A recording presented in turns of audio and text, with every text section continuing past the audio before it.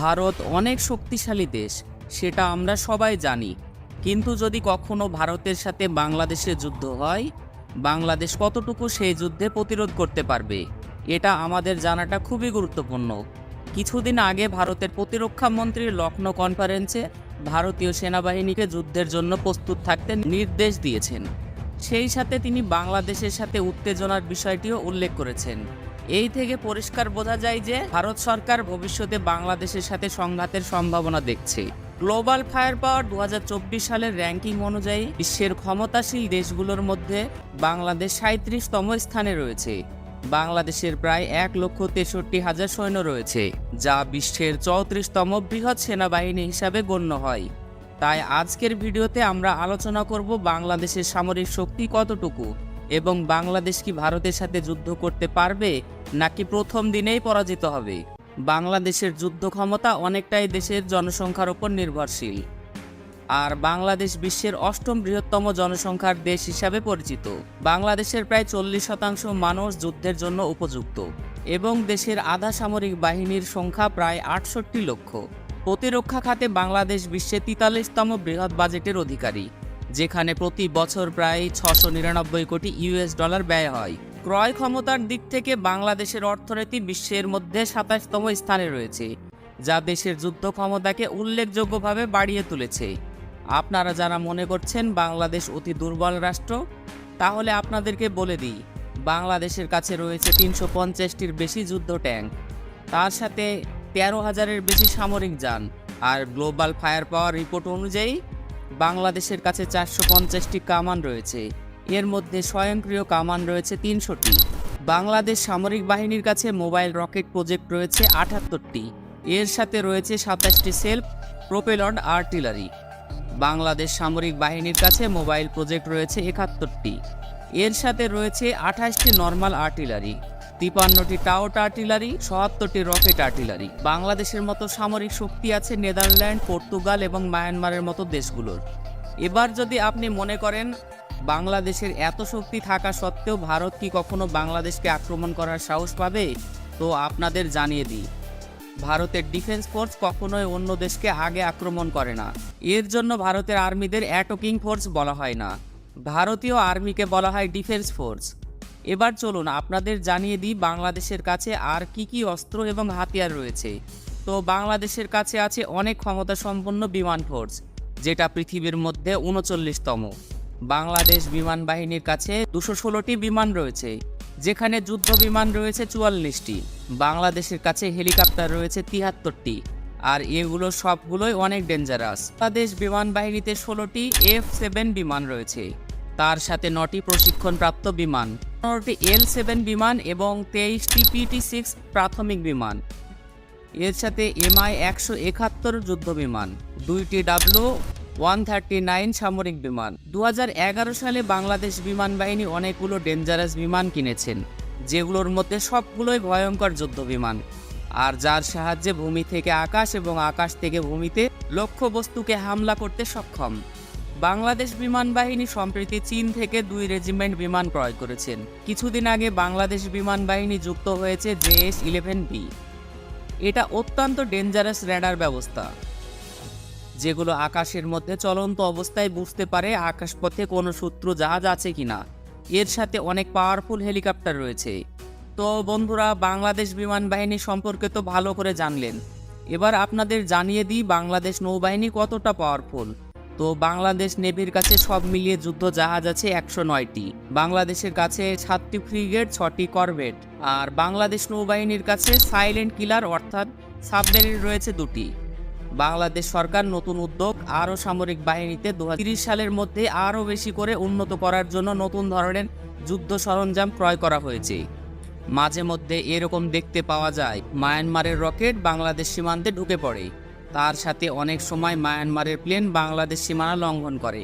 যদি এই রকম জায়গায় বাংলাদেশের কাছে সারফেস টু এয়ার মিসাইল থাকে, তাহলে কোনোভাবেই মায়ানমারের রকেট কিংবা সামরিক যান বাংলাদেশে প্রবেশ করতে পারবে না। এটি বাংলাদেশ সেনাবাহিনীতে যুক্ত হয়ে গেলে সেনাবাহিনীর জন্য একটা বড় অবদান মনে করা হবে। যুদ্ধক্ষেত্রে নষ্ট হয়ে যাওয়া ট্যাঙ্কগুলো নিয়ে এসে সেগুলোকে মেরামত করে আবার যুদ্ধক্ষেত্রে পাঠানোর জন্য জার্মানি থেকে নিয়ে আসা হয়েছে এই বিশেষ মেশিন। শুধু এটাই নয়, যেটাকে নিয়ে সবচেয়ে বেশি আলোচনা হচ্ছে সেটা হলো অ্যানম্যান ভেহিকেল বা ড্রোন। একটি মানববিহীন ভেহিকেল বা ড্রোন বাংলাদেশ সরকার কিনেছে তুরস্কের কাছ থেকে। এটাকে আপনারা বাইরাক্টার TB2 নামে চেনেন, যেটা কিছুদিন আগে বাংলাদেশ সেনাবাহিনীতে যুক্ত হয়েছে।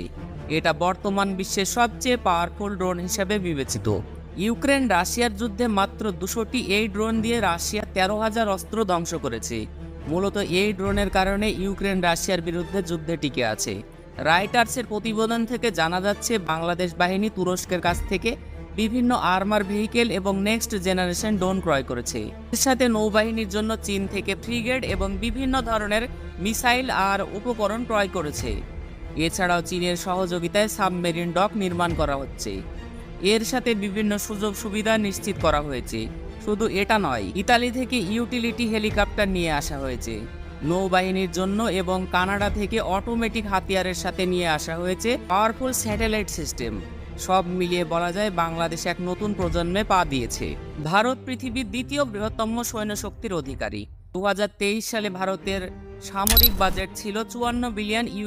ভারতের হাতে 4,600টি যুদ্ধ ট্যাঙ্ক এবং 1,48,000 পেট্রোল ডিজেল রয়েছে। ভারতীয় সেনাবাহিনীতে সেল প্রোফাইল আর্টিলারি 100টি, টাউট আর্টিলারি 3,300টি এবং MLRS 1500টি রয়েছে। এবার যদি ভারতীয় বিমান বাহিনীর কথা বলি, তাহলে এটি পৃথিবীর মধ্যে চতুর্থতম শক্তিশালী বিমান বাহিনী হিসাবে বিবেচিত।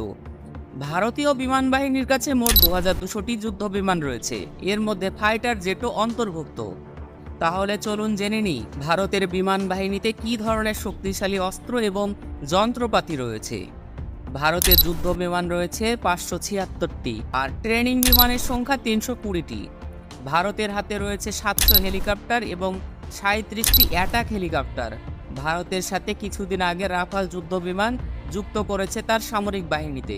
এছাড়াও ভারতের হাতে রয়েছে MiG-21, সুখোই, মিরাজ 2000-এর মতো শক্তিশালী যুদ্ধ বিমান, যেগুলো যে কোনো সময় শত্রুদের ওপর হামলা করতে সক্ষম।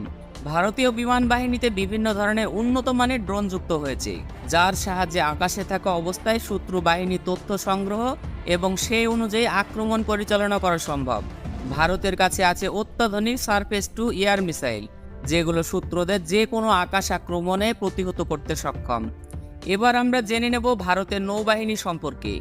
ভারতীয় নৌবাহিনী পৃথিবীর মধ্যে 7ম বৃহত্তম নৌবাহিনী, যার হাতে রয়েছে মোট 295টি যুদ্ধজাহাজ।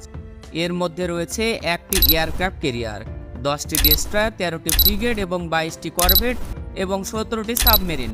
এর সাথে ভারতের নৌবাহিনীতে যুক্ত হয়েছে বিভিন্ন ধরনের অত্যাধুনিক যুদ্ধজাহাজ এবং সামরিক সরঞ্জাম, যেগুলো সমুদ্রের শত্রুদের আক্রমণে প্রতিহত করতে সক্ষম। ভারতের হাতে থাকা এসব যুদ্ধ সরঞ্জাম এবং অত্যাধুনিক প্রযুক্তি নিশ্চিত করতে যে ভারত শুধুমাত্র একটি পরীক্ষামূলক দেশ নয়, বরং যে কোনো শত্রুকে প্রতিহত করার জন্য প্রস্তুত। তাহলে ভারতের এই সামরিক শক্তির বিপরীতে বাংলাদেশের বর্তমান সামরিক শক্তি কোথায় দাঁড়ায়? সত্যি বলতে গেলে ভারতের সামরিক শক্তি বাংলাদেশের তুলনায় অনেক বেশি উন্নত এবং শক্তিশালী। তবে বাংলাদেশও এখন আর একেবারে দুর্বল নয়। বাংলাদেশের সামরিক বাহিনী দিনে দিনে শক্তিশালী হচ্ছে এবং বিভিন্ন ধরনের আধুনিক প্রযুক্তি এবং অস্ত্রশস্ত্রের সাথে নিজেদের সজ্জিত করছে। তবে যুদ্ধক্ষেত্রে কেবলমাত্র সৈন্য সংখ্যা বা অস্ত্রশস্ত্র নয়, কৌশল এবং পরিকল্পনাও অত্যন্ত গুরুত্বপূর্ণ। বাংলাদেশের জন্য একটি দীর্ঘমেয়াদী পরিকল্পনা এবং কৌশলগত দৃষ্টিভঙ্গি অত্যন্ত জরুরি, যাতে যে কোনো ধরনের আক্রমণ প্রতিহত করতে পারে।